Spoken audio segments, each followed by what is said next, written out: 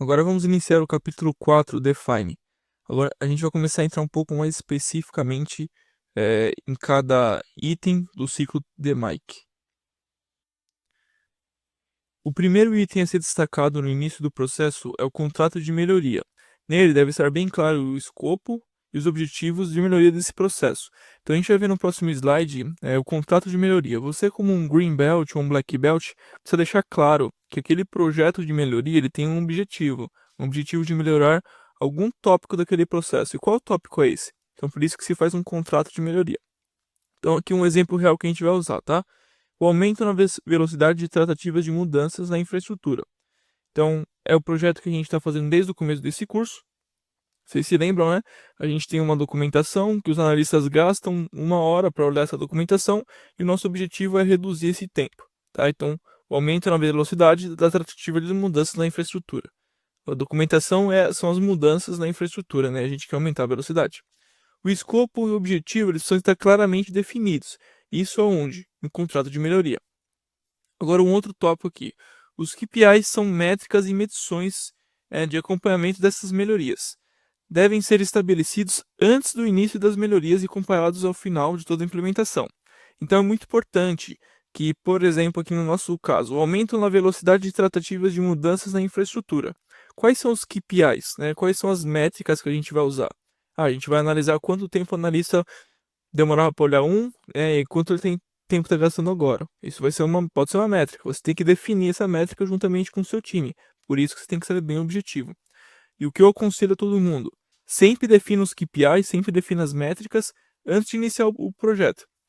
Que ao longo do projeto você vai ver que algumas coisas vão ter que ser adicionadas, mas você precisa ter uma visão desde o início do projeto. Tá? Então, um exemplo real. Medição do tempo gasto por pessoa na tratativa de mudanças na infraestrutura. Então, o nosso objetivo qual é? Aumentar a velocidade. Para aumentar a velocidade, qual KPI a gente vai usar? Essa medição de tempo gasto por pessoa. Então, a gente vai lá, a pessoa gastava 1 hora para olhar um documento, depois da mudança ela está gastando 32 minutos em média, por exemplo. Tá? Aí a gente vai coletar uma amostra, enfim, tem que fazer toda a análise. Então, esse daqui é o contrato de melhoria, né? Então, aqui, o contrato de melhoria deve ser de conhecimento de todos. Isso é muito importante. Você, como um Yellow Belt, um Green Belt, um Black Belt, você vai ter isso na sua mão, tá? E você precisa envolver o seu time. Então, imagina que você é um Yellow Belt, você está gerenciando um projeto de baixa complexidade, mas você tem 2 recursos alocados para esse projeto. Você precisa deixar claro para ele qual é o contexto, para essas 2 pessoas, qual é o contexto, quais são os objetivos, quais são os indicadores, o desempenho atual e aonde a gente quer chegar. Então vamos ver aqui esse exemplo real, que foi o exemplo que eu apliquei, tá? Claro que tem algumas informações que são confidenciais, então tive que tirar, mas nesse exemplo aqui a gente vai ficar um pouco mais claro, né? Então quem são os envolvidos aqui na primeira coluna? Então tem o líder do projeto, tem o time envolvido, os patrocinadores, para quem está sendo feito o envolvimento de terceiros. É importante. Isso daqui é a estrutura que eu montei. Claro que isso pode variar um pouco, tá, pessoal? Vocês podem alterar conforme a necessidade de vocês. Porém, eu aconselho sempre que tenha essas informações. Tá? É bem importante que isso esteja bem claro. O líder do projeto quem é? Sou eu, o Vitor, tá? Time envolvido: Adriano, Augusto e Márcia. Os patrocinadores, gerente da qualidade, né? Então, por exemplo, o meu chefe. O meu chefe está patrocinando esse projeto e está apoiando, falando, vamos lá, vamos implementar essa melhoria. Para quem está sendo feito? Uma empresa qualquer, XYZ. E tem envolvimento de terceiros, que eu quero dizer, tem um fornecedor, por exemplo. Nesse caso, não teve, tá? Qual que é o contexto? Então, a gente numerou todas as pessoas, né? Qual que é o contexto? Empresa XYZ atualmente está gastando 1 hora para realizar a análise dos documentos de mudanças solicitados pelos seus clientes. E com isso, ele tem uma necessidade de alta utilização dos recursos. Então, acho que está claro, está gastando 1 hora para olhar uma documentação. Qual que é o nosso objetivo? Onde a gente quer chegar? Diminuir em 50% o tempo gasto na análise de mudanças na infraestrutura global. Isso precisa estar claro. A gente quer reduzir, mas reduzir em quanto? Né? Você fala, eu quero reduzir o tempo, mas em quanto você quer reduzir? 10%, 20%, 50%, 90%? Porque se for uma métrica muito agressiva, por exemplo, eu quero reduzir 90%, eu vou precisar de um time muito agressivo, vou precisar de muitas pessoas, vou precisar de talvez um tempo maior. Então, por isso você precisa entender bem o objetivo, você precisa estar bem estruturado e bem claro, tá? Os indicadores, quais são aqui? Tempo gasto por análise. Tá? Então, quanto tempo ele demora para analisar cada documento? O desempenho atual. 1 hora gasta, né, analisando um documento. Qual que é a nossa meta? Se reduzir 50%, a gente quer chegar em 30 minutos.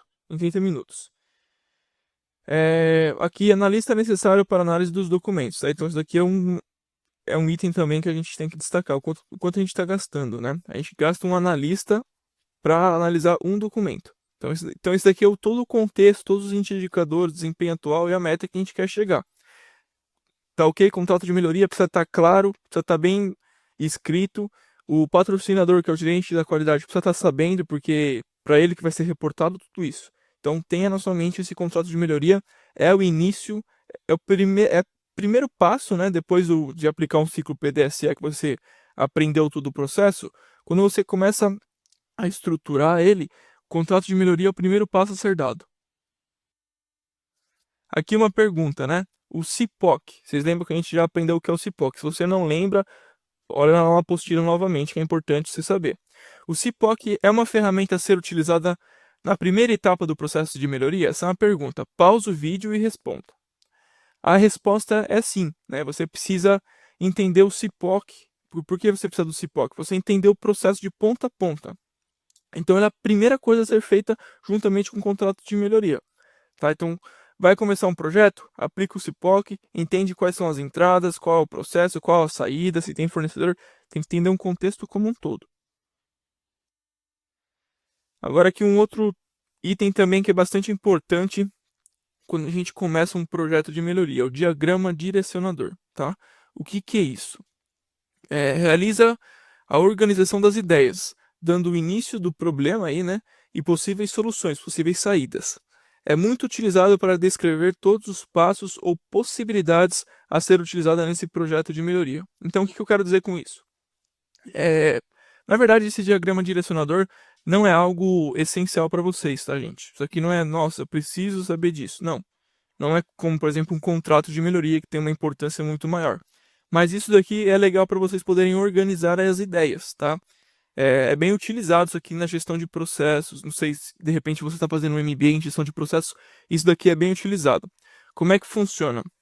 Você tem um problema, tá? Então, o primeiro item aqui, ó, problema e uma solução, tá ok? Para você alcançar essa solução, você vai ter vários itens. Tá vendo? A gente tem 4 quadrados, né? Quanto mais à direita a gente for, maior é o detalhe, mais próximo a gente está de alcançar o objetivo. No caso, o objetivo o que é? Reduzir o custo de energia, por exemplo. Tá? Esse aqui é um exemplo qualquer. Ou o nosso objetivo que a gente estava falando, aumentar a velocidade na tratativa das mudanças. Tá? Então a gente tem um problema. Qual é o problema? O problema é o tempo gasto na análise das mudanças. A gente vai ter uma solução para esse problema. Qual vai ser a solução? A gente tem que descobrir. Então a gente vai desmembrar isso daqui. Como é que se desmembra? A gente vai colocar todos os itens assim. Por exemplo, analista gasta 1 hora na análise. Por que ele gasta 1 hora na análise? Aí se divide novamente. Porque ele gasta 45 minutos analisando tal parte do documento. E assim você vai desmembrando, né? Você vai indo item por item até chegar na resolução final. Agora a gente vai falar um pouco do fluxograma, tá? O que é o fluxograma? É importante que você também faça um fluxograma daquele processo, tá? Porque é bom que você consegue verificar aonde ele está iniciando, se ele tem alguns gaps, se ele tem alguns itens que devem ser melhorados. Então aqui, o fluxograma o que é? Uma ferramenta muito utilizada para correto entendimento do processo e possível identificação de conflito entre as ações. Agora, esse slide especificamente é só para memorizar, tá? Então, cada item do fluxograma tem um significado. Por exemplo, quando você tem esse quadrado, é uma ação ou atividade. E assim por diante. Você tem um ponto de decisão, tem o documento de entrada ou de saída de um processo. Quando você tem... Tá vendo que na verdade não é um quadrado, é um quadrado um pouco arredondado aqui nas pontas. Isso aqui é o fim de uma ação. Quando for essa bola, é uma conexão ou ramificações entre outra folha, tá? Isso aqui é só para vocês memorizarem para a gente conseguir montar um fluxograma, que é no próximo slide. Então agora eu quero que você pause o vídeo e olhe todo esse fluxograma, desde o início até o fim. Veja se você encontra alguma coisa que possa estar algum erro, né? Alguma coisa que você vê que está tendo muita ida e muita volta, tá?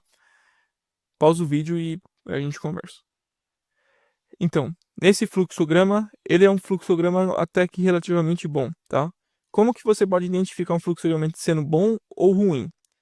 Isso é importante, né? Então aqui é um ponto de atenção. Quando houver muita volta na mesma célula ou quando as linhas se cruzarem, significa um ponto de atenção. Por quê? Significa que você está gastando muito tempo com aquele processo.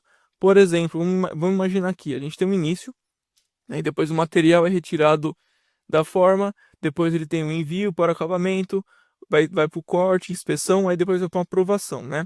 A aprovação ele decide entre sim, né, ou seguir ou não. Agora imagina que a gente tem algum outro ponto aqui, né? Por exemplo, envio do estoque, envio para estoque. Imagina que nesse ponto aqui, a gente tem que voltar, por exemplo, para a inspeção, né? A gente vai ter um retrabalho. A gente está tendo um ponto de volta. Ou quando as linhas vão se cruzarem aqui. O que isso quer dizer? Isso não quer dizer que está errado, tá? Mas quer dizer um ponto de atenção. Talvez a gente esteja gastando muito tempo nesse tópico, né? A gente esteja gastando muito tempo nesse item e atrasando o processo. De restante, não tem por que o material voltar, tá vendo? Ó?